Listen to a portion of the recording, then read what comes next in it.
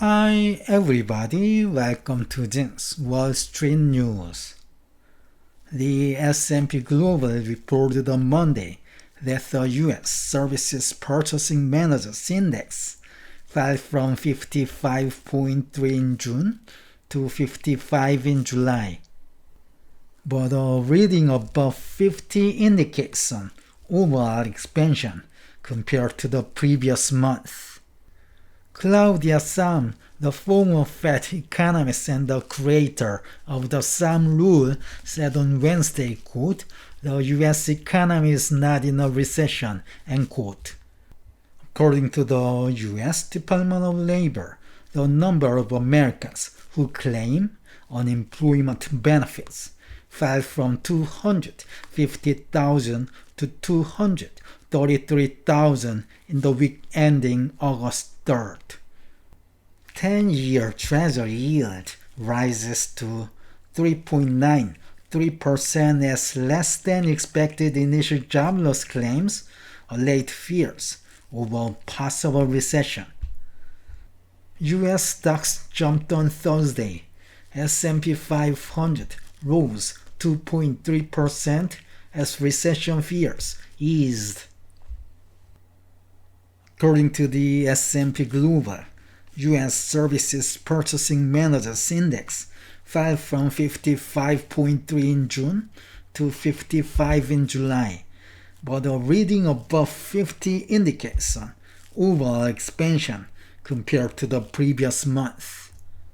The S&P Global said, quote, "The U.S. service sector began the second half of the year as it ended the first, seeing a marked expansion of business activity in July on the back of a rise in new orders.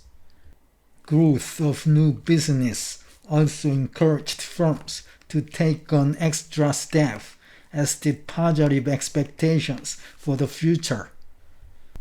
Sahm, the former Fed economist and the creator of the Sahm rule, had an interview with CNBC on Wednesday, quote, "My read of all the information, consumer spending, production, income, and the employment is no.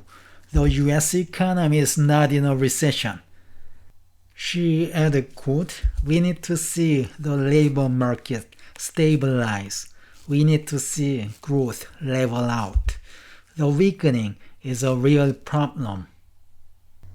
According to the U.S. Department of Labor, the number of Americans who claim unemployment benefits fell from 250,000 to 233,000 in the week ending August 3rd, lower than expectations of 240,000.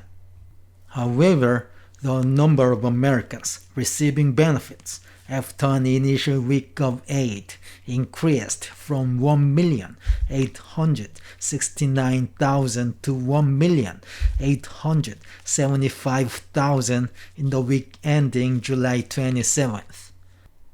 The U.S. initial jobless claims have been on an uptrend since January 2024, but fortunately, the number of the claims dropped last week.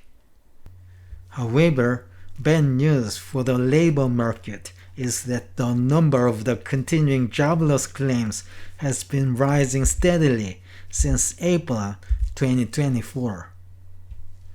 10-year Treasury yield had decreased as U.S. unemployment rate rose to 4.3% in July and financial markets became highly volatile. But the yield is rebounding as the strong U.S. services PMI on Monday and the Labor Department's report on the initial jobless claims made investors feel less worried about a potential recession. U.S. stocks rallied Thursday as recent economic data have allayed fears over a possible recession. S&P 500 rose 2.3%, Dow added 1.76%, and the tech-heavy Nasdaq jumped 2.87%.